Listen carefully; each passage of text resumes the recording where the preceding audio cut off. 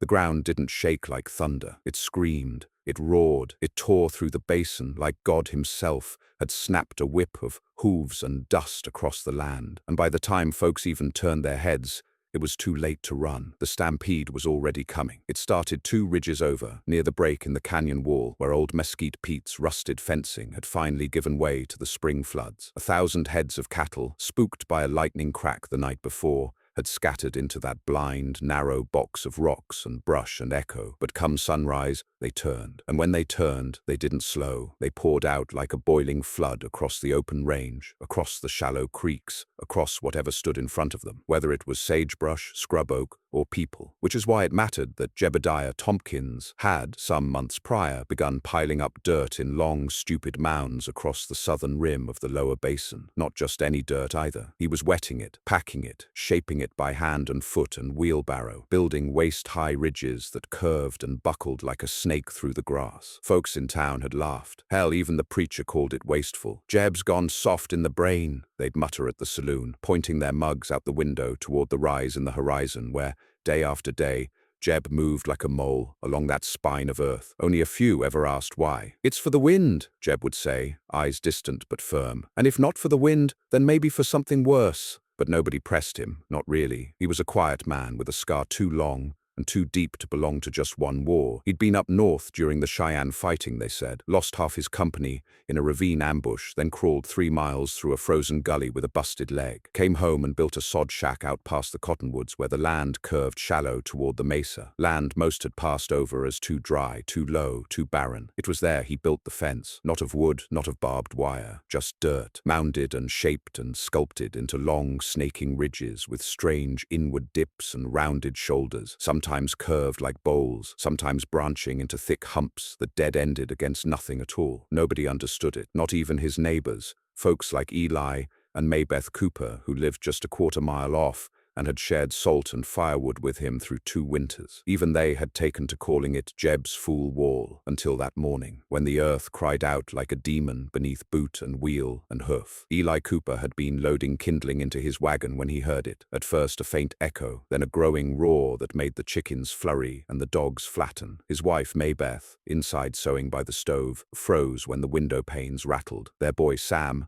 just 12 and half wild with curiosity, ran out barefoot before his. Mother could catch his collar. What they saw from the edge of their porch would live in their throats forever. A cloud, brown, wide, and rising like smoke from hell. Cattle, hundreds, no, thousands. Longhorns and black and whites, and even wild steers. Horns flashing, eyes mad, legs tearing up the sagebrush as they drove forward, faster than any man could run. Driven not by riders, but by blind panic, hunger, fear, and the awful churn of motion for motion's sake. And they were coming right for the southern rim, where the Tompkins homestead sat, where Jeb stood, alone, on the slope of his Fool Wall. He didn't run, didn't move. He watched them, squinting against the glare, sweat already pouring down his face, shovel still in hand. Then, slowly, he turned and walked down the inside of the fence, ducking behind one of the ridged humps that, to the unknowing eye, looked like nothing more than piled mud. But to Jeb, it was a wedge, and he was betting his life on it. The first line of cattle broke through the cottonwoods with a shriek of breaking branches. The sound of hooves hitting the dry dirt was like a drum line of war, and as the mass surged toward the ridge, toward the shallow wall of dirt that everyone had mocked, Jeb disappeared into the fold. That's when the miracle happened, or the accident, or the plan. Nobody was ever sure. The first wave hit the outer edge of the dirt fence and scattered, not stopped, not shattered, but split, like water against rock. The angle of the wall was just steep enough to deflect. The cows stumbled. Some tripped, but most simply curved, following the bend like they'd hit an invisible bank. They didn't break through, they broke around, and then the second wave followed, and the third. By the time the back half of the stampede reached the wall, the front had already begun sweeping down the curved bowl of the mound's far side, pulled by the sheer momentum of motion and the layout of the ridge into a wide arc that circled the Tompkins homestead without ever touching it. 1,000 cattle, diverted, by dirt. Eli Cooper, watching from the ridgeline, couldn't believe it. He dropped his kindling. Maybeth screamed for Sam to come back inside, but the boy didn't move. He stood there, slack-jawed, as the herd swept around the homestead like a brown river, some jumping the trench Jeb had dug behind the wall, others tumbling into it and getting caught long enough for the flow to pass over. Not one touched the cabin, not one crushed the shed, and when it was over, when the dust began to settle and the last of the hooves faded over the northern bluff, Jeb reappeared, walking back up the slope with the same slow steps he'd used the day he started digging. He looked up at Eli, then down at the broken ground where the Stampede had missed him by inches, and said, flat as ever, "Told you it weren't just for the wind." But this wasn't the beginning of Jeb's story, it was the middle, because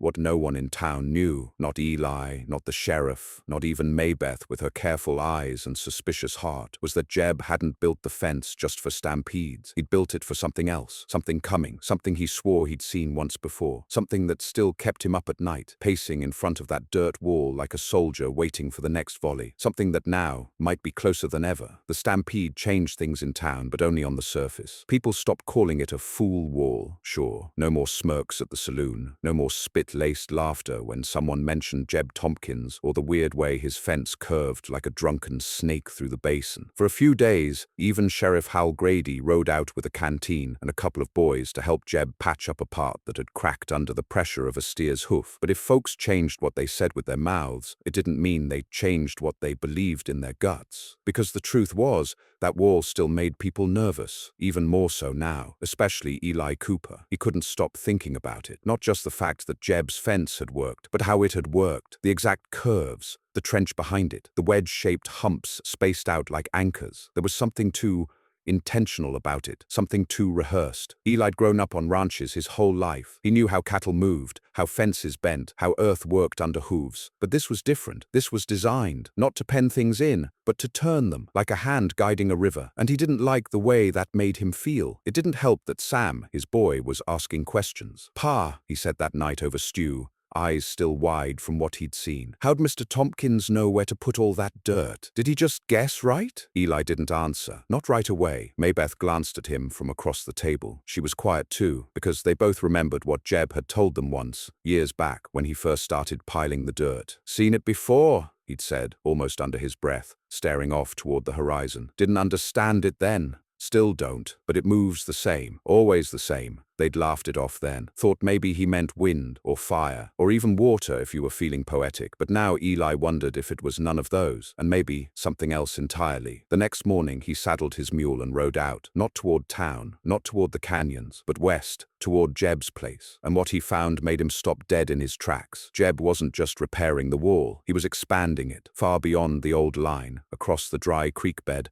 and up into the shallow flats near Dead Mule Bluff. He'd already started marking out new arcs, laying lines in the dust with rope and pick, cutting deeper trenches, hauling more dirt, alone, silent, methodical. "Morning, Jeb," Eli called out, dismounting slow. Jeb didn't look up, just kept shaping the soil with the edge of his shovel, pressing it like a potter against a wheel. "You planning on building a whole town wall?" Still no answer. Eli walked closer, squinting at the curve Jeb was tracing. It wasn't random. It looped and turned like a spiral, each layer folding into the next. "Storm coming?" Eli tried again. At that, Jeb stopped. He leaned on his shovel, wiping the sweat from his brow, and stared west, past the bluff, past the hills, past the place where the sun lingered too long in the afternoons and made the whole basin shimmer like it was under glass. Then he spoke. "They're moving again." Eli's brow furrowed. "The cattle? You mean more of 'em broke loose?" "No," Jeb said. "Not cattle." A long silence hung between them. Jeb turned and walked to a nearby stump, pulling a battered tin from a pouch. Inside was a map, weathered, torn and half covered in hand-drawn lines and circles that meant nothing to Eli. Jeb laid it flat on the stump, pointing with a blackened fingernail. "This," he said, tapping a spot near the western ridgeline, "is where it started last time, 10 years back, just after the snow melt." Eli leaned in. "What started?" But Jeb wasn't listening. He was flipping the map to the back, where a rough sketch showed a strange shape, like a funnel but stretched sideways. It was marked with arrows and tiny notes in a spidery hand. "First the birds vanish," Jeb muttered. "Then the ground goes quiet, then the shaking, and by then it's already too late." Eli swallowed. "You saw this? With your own eyes?" Jeb nodded once. "Where?" Another long pause. Then, "North Fork of the Powder. Before the bridge was built. We were just a patrol, tracking signs of a raid. Came over the hill and saw the trees all laid down flat in a circle, like they'd been pressed by a giant's hand. No fire, no wind, just gone. And then we heard it, the noise." "What kind of noise?" "Like iron screaming, but from below. like the earth was trying to speak but didn't have the words. Eli stared at him. "You really believe something's coming?" "I don't believe it," Jeb said. "I know it." And then he rolled up the map and went back to digging. Eli stood there a long time before turning back toward his mule. He didn't say goodbye. That night he told Maybeth everything, left nothing out, the drawings, the map, the noise, and she just sat there, still as a fence post, clutching her shawl like it was the only thing anchoring her. "You believe him?" she asked finally. "I don't know," Eli said, "but I don't think he's lying." "Then what do we do?" He didn't answer, but the next morning he and Sam were out before dawn, digging along the eastern edge of their own land, copying Jeb's curves as best they could. They weren't alone. By the end of the week, 4 other families had started doing the same, not because they understood, not because they believed, but because something in the ground had changed. The wind felt heavier, the birds were quieter, and the dogs refused to go west at all. Sheriff Grady came out to see Jeb again, asked him if he was stirring up panic, if this was all just a way to make himself feel important. Jeb handed him a drawing. Grady scoffed. But that night, the sheriff and his boys rode to the ridgeline with rifles and lanterns. They stayed till morning and came back silent. They never spoke of what they saw, but the next week, the town council approved a proposal to widen the dirt wall, fund it, staff it. They called it the barrier, a name folks could say without choking on their fear. And while they claimed it was for wind erosion, or maybe to control cattle runoff, no one believed that anymore. They were bracing for something they couldn't name. And still Jeb dug deeper, wider, more complex. By now his wall had grown fangs, teeth-like spikes of packed earth that jutted from the base in strange rhythmic intervals. He started layering flat rocks into the crests,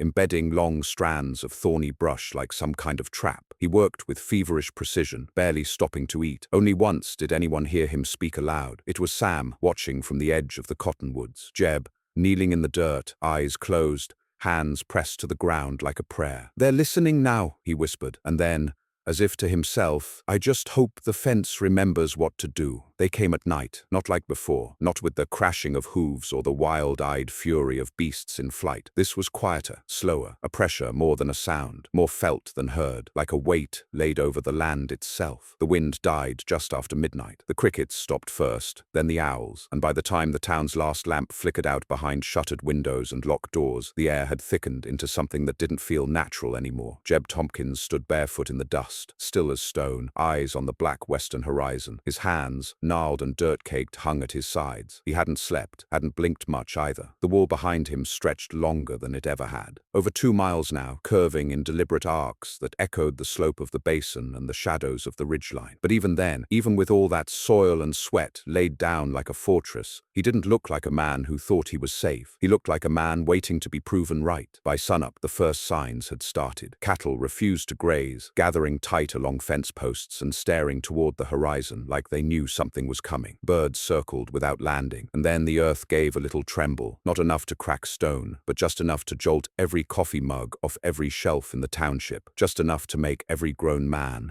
pause and every child run to their mother's side. The sheriff rode out to Jeb's again, but he didn't bring deputies this time. He brought the preacher. "You'd best speak to them," Sheriff Grady said quietly, not dismounting. "They're starting to think this is the end of the world." Jeb didn't look up from his trench. "Isn't," he said. "Well," Grady said, glancing nervously at the preacher, "then tell 'em what it is." Jeb stood, wiped his hands on his pants, and stared at the wall he'd built, like a man looking at an old friend he hoped hadn't forgotten him. "You ever seen wind bend around a hill?" he asked. Grady nodded slowly. "You ever seen birds turn in the sky 'cause of heat rising off the rocks?" Again the sheriff nodded. "That's all this is," Jeb said, "but deeper, older. It doesn't know you're here. It just moves. If you're in its way, you'll get torn." The preacher cleared his throat. "Mr. Tompkins, are you saying this, whatever it is alive?" "No," Jeb said. "I'm saying it doesn't care." By noon, dust was rising west of Dead Mule Bluff, not kicked up like a wagon train or stirred like cattle on the move. It rose in a slow, constant spiral, high and dark and too uniform to be natural. Sam Cooper saw it first, and he ran straight home, breathless and red-faced. Eli didn't waste time. He saddled the mule, kissed Maybeth hard, and said, "Don't leave the fence, no matter what." Then he rode west. By the time he reached Jeb's, 6 others had arrived too. Hands from the ranches, a few of the older boys from town,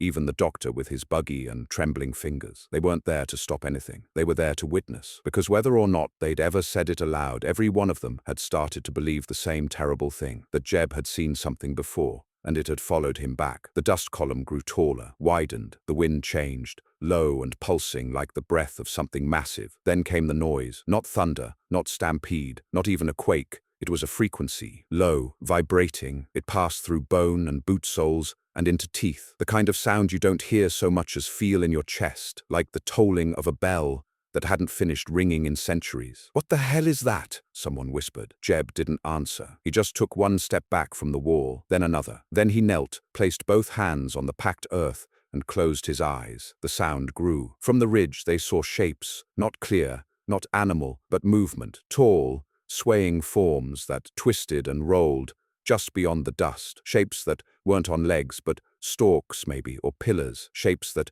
didn't walk, they advanced like the tide. The preacher fell to his knees, muttering prayers half remembered. The doctor began weeping. Jeb didn't move. Then the shapes hit the wall. It wasn't a strike, not like a battering ram or a crash. It was contact, like water spilling over the rim of a bowl. The wall flexed, shifted slightly, and held. The shapes paused, then pressed again. A long shudder ran through the dirt, from one end of the wall to the other. The ridges groaned but stayed upright. Behind them, the trench glowed faintly, just for a moment, as if moonlight had touched water deep beneath the earth. Then came the scream, not from the townsfolk, not from the preacher or the cattle or the wind. It came from inside the ground, a high, metallic shriek that made every nail on every fence post hum, made the tin roof of Jeb's shed curl slightly inward. And still the wall held. The shapes pressed harder, but the curve of the earth bent them, slowed them, turned them. One by one they slid along the edge of the mounds, pulled by their own momentum, forced by design. The fence wasn't stopping them, it was redirecting them, exactly as Jeb had said, exactly as he'd planned. "Why is it working?" Eli shouted, eyes wide. "How the hell does it know?" Jeb opened his eyes. "Because it's not just a wall," he said. "It's a memory." They didn't understand, not fully, but they didn't need to. The pressure began to ease. The shapes moved along the far edge of the basin, curling east, their tall, impossible forms melting back into the spiral of dust that had brought them. The sound lessened, the hum died, and finally, after what felt like a lifetime, the wind returned, the birds returned, the sky cleared. By morning there was no sign they'd ever come, no tracks, no broken earth, no twisted trees, just the fence, still standing, still watching. Jeb never explained it further, never gave it a name. He just kept digging, kept shaping, kept listening to the earth, and now so did everyone else. The official story, what ended up written in the town ledgers, passed down in sermons and whispered around saloon tables, was that the Great Stampede was the worst the basin had ever seen. A freak panic, they called it. Lightning, poor fencing, a confluence of rancher carelessness and natural disorder. No one could agree on how many head of cattle had actually stampeded,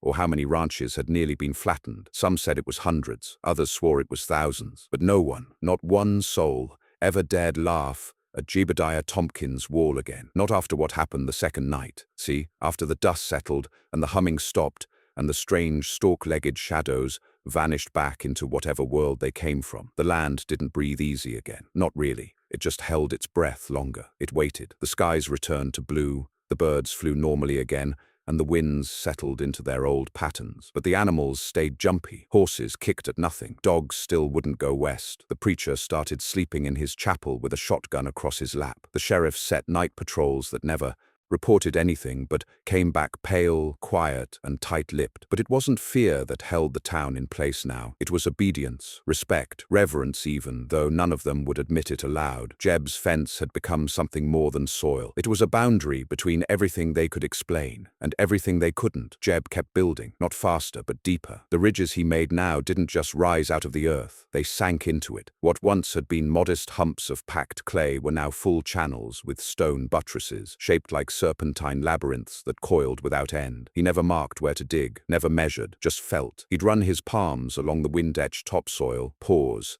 and begin scooping. Sometimes he'd stare at the horizon for hours before he touched a tool, and others began to help. Eli Cooper was the first to join him without being asked. Then came Sam. The boy had become quiet since the strange night. Not frightened, not broken, just still, like he was listening too. Then the Coopers brought shovels, then 2 neighbors, then a few young men from town. No one ever spoke of it as defense. No one called it a wall anymore. It was just the line, the boundary, the memory, as Jeb called it. One evening, as the men rested along the wall's north segment, segment. Eli turned to Jeb and asked what everyone else had wondered silently for weeks. "Why here?" he said. "Why this land? Why did you settle right here if you knew this was the place it had come back to?" Jeb stared into the fire for a long moment. "Because I didn't know," he said finally. "Not till the first night I spent on this land. Back then it was just dry scrub, but when I laid my bedroll down, the ground was warm, not from sun, from something deeper, like it remembered something old, like it was trying to tell me not to sleep too long." Eli swallowed. "You think it's a warning?" Jeb shook his head. "It's a bargain." Those words stuck in Eli's mind the way a nail sticks in boot leather. The next week, something else happened. Not a stampede.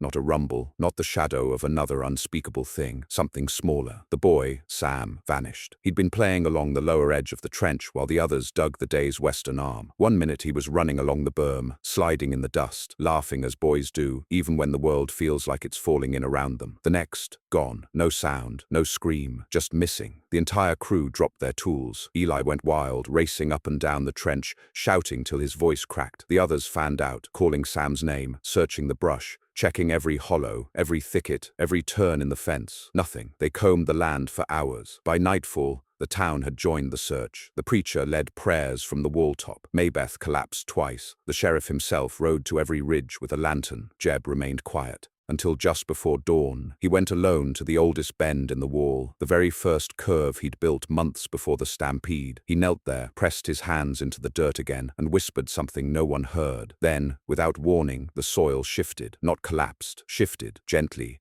as if exhaling. A soft puff of dust rose from the center of the trench, and there, rising slowly like a seed breaking surface, came Sam, unharmed, eyes open, face pale, silent. He didn't speak for days. When he finally did, he said he had been underground, but not buried, floating, weightless, asleep, but not dreaming, listening. And when asked what he'd heard, he said, in a voice too even to belong to any boy, "It's trying to remember itself." That's when the town finally stopped pretending. They stopped holding meetings about the wall, stopped trying to make sense of what was happening. They just worked, dug, extended, shaped. The fence stretched for miles now, forming not just curves but full spirals, nested helixes that followed the contours of the land with uncanny precision. Old paths disappeared, fields were abandoned, homes were relocated. They weren't protecting the town anymore. They were protecting the memory, whatever it was. Some said it was a force of nature. Others thought it was older, a scar in the ground left by something the land itself hadn't forgiven. A mistake, a wound, a loop trying to finish itself. No one knew for sure. But all knew this. Jeb had been right, and he had paid dearly to be. Because one morning, after a particularly long night of digging, the townsfolk woke to find him gone. No sign of struggle, no blood, just an impression in the dirt near the heart of the spiral where he'd last been working. A shallow hollow, shaped like a man curled in sleep, the soil packed tight around it like a blanket. They never found him, but the fence kept growing, even without him. The boy Sam began walking its edges daily, not speaking, not playing, just walking, tracing the lines, pausing at certain points like he was listening for instructions only he could hear. Others joined him. Years passed, then decades. The town changed. Wagons gave way to trucks. The chapel's roof was replaced. The sheriff retired. Eli grew old, stooped, hands calloused, eyes always fixed west. But the wall remained, still being built, still being shaped. No one called it foolish anymore, and on particularly quiet nights, when the wind died and the crickets paused,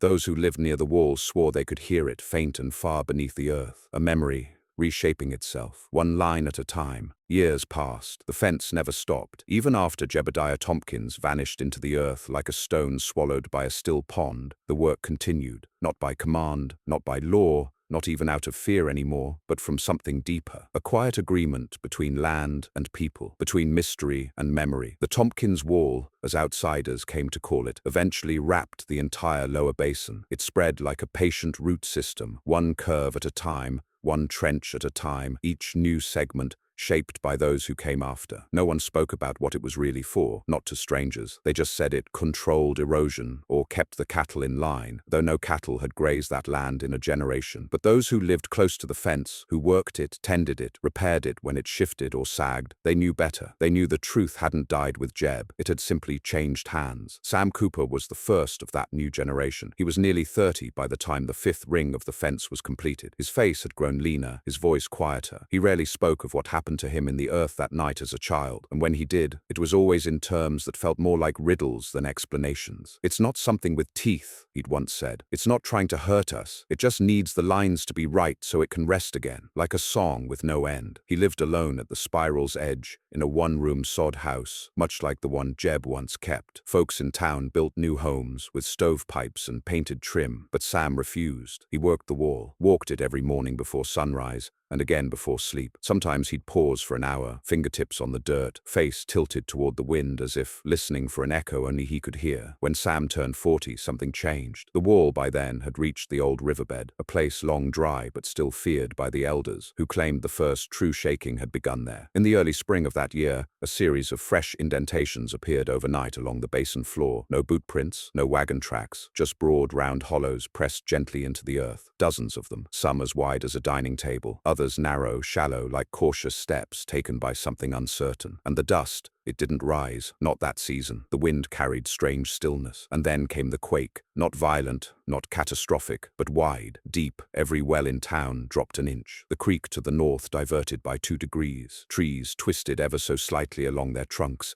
as if realigning. No one died, no buildings fell, but every man, woman, and child woke that night to the same sound beneath their floorboards. A low, pulsing groan, like a whisper drawn out too long. Sam was already awake, standing barefoot in his doorway, eyes fixed west. He did not flinch when the floorboards shifted underfoot. He didn't blink when the horizon cracked faintly with orange light, brief like heat lightning under the dirt. He just turned, walked back into his home, and sat at the small desk he kept for writing. Then he began the letter. It was addressed to no one in particular. No salutation, no formal end, just a record, inked with care, describing what the fence was, what it had been, what it wanted. It described the old signs, the warmth in the soil, the way silence always came before pressure, how birds would vanish 2 days prior, how dogs would refuse to pass the outer ring. He described the shapes, the stork-legged shadows in the dust, the pressure behind them, not evil, not vengeful, just vast, old, older than language. He wrote of Jeb, of the memory, of how the earth didn't punish, it remembered, and sometimes, if forgotten too long, it moved. The letter ended with one sentence: "This land must be shaped to hold the weight of what once passed through it." That morning, Sam vanished. No sign of struggle, no trail, just his boots, lined neatly beside the trench, a cup of water, untouched, and the letter, folded once, set under a smooth, flat stone. When Eli Cooper, now old, bent, and near blind, read the letter aloud in town, not a single person laughed, not a single person doubted, and not a single soul waited for permission to act. They dug, men, women, children, entire families with shovels and buckets and rope and stone. They extended the wall in a wide arc toward the southeast, where the new indentations had appeared. They consulted the letter like scripture, using it to guide their shaping. They added curves where Sam had instructed, dug channels where none had existed before, laid brush traps and gravel trenches to buffer pressure, just like Jeb had done long ago. They didn't ask questions, they just obeyed. And when the next quake came, larger, deeper, almost sorrowful, it passed through without damage. The soil absorbed it, the wall flexed, and then the land was still again. The preacher, now grey and toothless, stood by the oldest segment of Jeb's fence and whispered, "It's not a wall, it's a cradle." That winter, a surveyor from the capital arrived, a young man with city boots and thick maps and no understanding of the land he walked. He asked about the shapes, about the spirals in the earth, the strange trench work. He called it some kind of frontier superstition in front of the mayor. No one corrected him. He left before sundown, unnerved by the silence in everyone's faces. He never returned, and the wall kept growing. By the next spring, it had reached 20 miles. The year after, 40. Its curves were studied by engineers, mapped by surveyors, puzzled over by geologists, but no one could make sense of it. Some called it primitive meteorology. Others said it was a cult. A few claimed it was a seismic cushion system. But those who lived nearest never used such words. They just called it the memory, and still it stood. Through drought, through storms, through earthquakes and silence, and on particularly quiet nights, especially after hard frosts, when the world felt suspended, some would wake not from dreams but from a sudden stillness. They'd step out onto their porches and listen, and they'd swear they could hear it. Not the wind, not the dirt shifting, not hooves or thunder, but something underneath all that, a slow, steady pulse, like breath in the earth, like a slumbering thing remembering its shape. And the wall, long, curved, quiet, held its form like a lullaby carved in clay. They never rebuilt Jeb's house, they let the wind take it. But the first mound he ever built still stands, half buried, weathered, untouched. And each year, on the same day, the town gathers there. They lay a hand on the soil and whisper thanks to the man they once called a fool, and to the wall that remembered more than any of them ever could.